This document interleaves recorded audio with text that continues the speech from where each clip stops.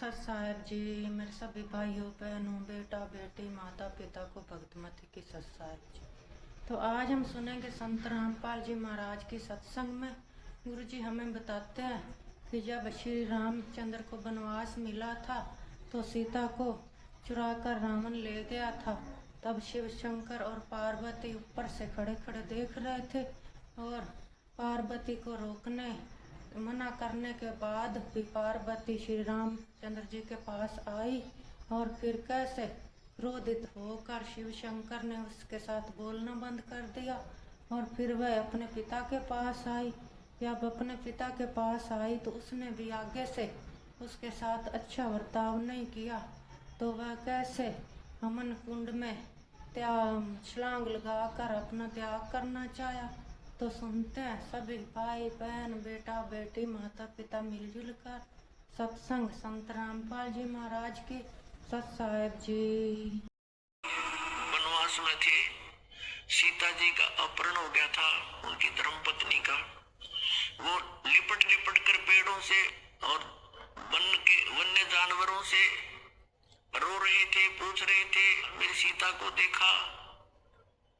ऊपर से भगवान शिव और पार्वती भी झांक रहे थे। भगवान शिव ने प्रणाम किया क्योंकि ये उनके बड़े भाई हैं। पार्वती ने देखा कि आप किसको प्रणाम कर रहे हो। भगवान शिव ने कहा कि नीचे भगवान विष्णु है राम रूप में, मैं उनको प्रणाम कर रहा हूं। पार्वती कहने लगी भगवान होकर रोए, मैं तो नहीं मानती है विष्णु जी हो सकते हैं, मैं इसकी परीक्षा लूंगी। भगवान शिव ने कहा कि तू परीक्षा मत लेना और सीता रूप मत बनाना, मेरे काम की नहीं रहेगी तू। उस समय तो पार्वती जी ने कहा कि ठीक है, मैं नहीं परीक्षा दूंगी। जब भगवान शिव जी इधर उधर गए सैर सपट्टे को, पीछे से सीता रूप बनाया, श्री रामचंद्र जी के सामने खड़ी होगी। अब रामचंद्र जी ने उस समय पार्वती जी को पहचान लिया क्योंकि काल ने उसकी बुद्धि ऑन कर दी और पहले ऑफ कर दी। अपनी पत्नी का तो न्यू पता ना हुआ, ले गया कौन उठा के, और फिर वो ज्योतिषी हो गया, भविष्य वक्ता हो गया।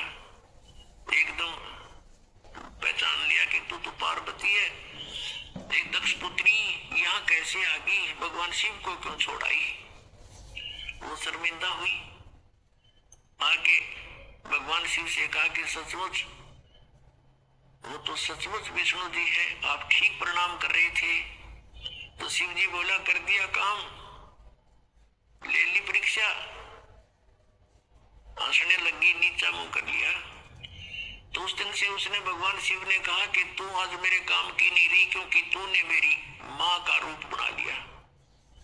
बड़े भाई की पत्नी माता के तुल्य होती है कि तूने मेरी माँ का रूप बना लिया, मेरे काम की पत्नी रूप में नहीं रही। पुण्यात्मा युग काल के इसे बखेड़े हैं। अब उस पार्वती ने सोचा कि ये पक्का है जिद का। अब ये मुंह तो बोला नहीं, बोलना बंद कर दिया। कई दिन तो रही उसके साथ, फिर वो बात ही नहीं कर रहा, मुंह फेर कर बैठ जाता है। पार्वती ने सोचा ये तो नरक हो गया, घर नहीं रहा तो बेटी को फिर कुछ दिखाई नहीं देता, अपना पीहर दिखाई देता है माय का। उन्होंने सोचा अपने माँ के चलती कुछ दिन इसकी बुद्धि ठिकाना आ जाएगी। अब वो आ गई राजा दक्ष के घर पे, अपने पिता के घर पे। उधर से राजा दक्ष के घर पर एक यज्ञ चल रहा था, धार्मिक अनुष्ठान हो रहा था। और धार्मिक अनुष्ठान में ये नियम था उनका, ब्राह्मणों का बनाया हुआ, ऋषियों का, जब कोई राजा या कोई अनुष्ठान करवाता है तो सभी बेटियों को, रिश्तेदारों को अवश्य आमंत्रित किया जाता है। तो राजा दक्ष ने अपने सभी दामादों को आमंत्रित किया हुआ था, लेकिन शिव को और पार्वती यानी उस शक्ति को नहीं आमंत्रित किया था, अपनी पुत्री को। था कि भगवान शिव के साथ उसने गिरिजा ने अपनी मर्जी से विवाह किया था। राजा दक्ष इस विवाह के पक्ष में नहीं था। बहुत विरोध भी करने के बाद इस गिरजा ने भगवान शिव से विवाह करके चली गई थी। इससे अक्षुब्ध होने के कारण पार्वती को और शिव को नहीं बुलाया था। तो पार्वती ने घर पे देखा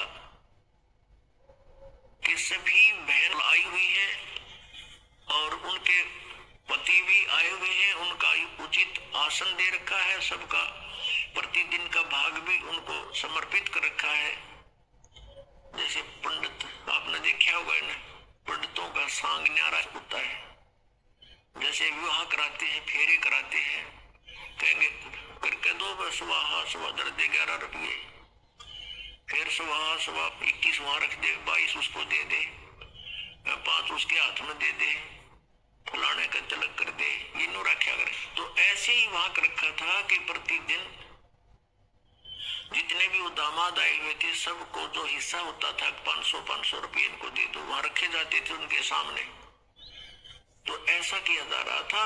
भगवान शिव का कहीं आसन भी नहीं था, और जो बहनों के बटे हुए यानी पति नहीं आए हुए थे पार्वती की बहनों के, उनका आसन लगा रखा था, उनका हिस्सा फिर भी वहां रखा जा रहा था, उनका स्थान निर्धारित अलग से किया हुआ था। शिव का वो भी नहीं था। तो पार्वती अपनी मां के पास गई। अब बेटी का मां के ऊपर जोर चला कर अपनी मां से जाकर कहा कि मां, तुमने सभी मेरी बहनों को बुला लिया और भी उनके पति भी आए हुए हैं, लेकिन आपने अपने दामाद को नहीं बुलाया, ना हमें आमंत्रित किया। तो मां ने कहा, बेटी मैंने तो तेरे पिताजी से बहुत कहा, लेकिन ये अपनी जिद पे अड़ा हुआ है और गलती बेटी तेरी भी है। तूने अपने पिता की आज्ञा का उल्लंघन करके विवाह किया है, जिससे वो अक्षुब्ध है। ना तो मेरी वो मानता और ना मेरी तू मानती, मेरा आगे जिक्र मत। अब पार्वती को बड़ा दुख हुआ।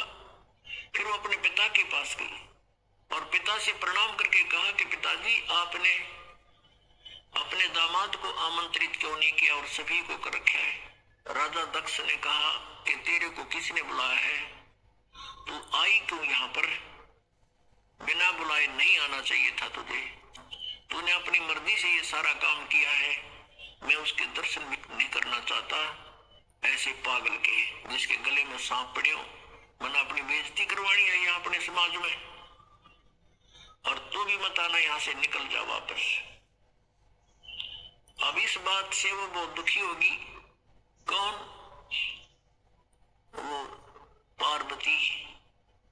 उसने देख लिया कि ना शिव जी वहां मेरा ठिकाना रहा, यहाँ पिताजी ने धिक्कार दिया मुझे, तो अब और कोई विकल्प नहीं रहा। अब उसने गुस्सा आ गया कि मैं तेरे यज्ञ कराती हूँ सफल। उस हवन कुंड में ये क्या करा करते ये ब्राह्मण लोग। ब्राह्मण का अर्थ कोई जाति विशेष नहीं, जो गुरु पद प्राप्त है उसको ब्राह्मण कहते हैं। जो ब्राह्मण सोए जो ब्रह्म पहचाने, ये ब्रह्म तो पहचाना नहीं था, लेकिन ये नकली ब्राह्मण जरूर प्रसिद्ध हो रहे थे गुरु रूप में।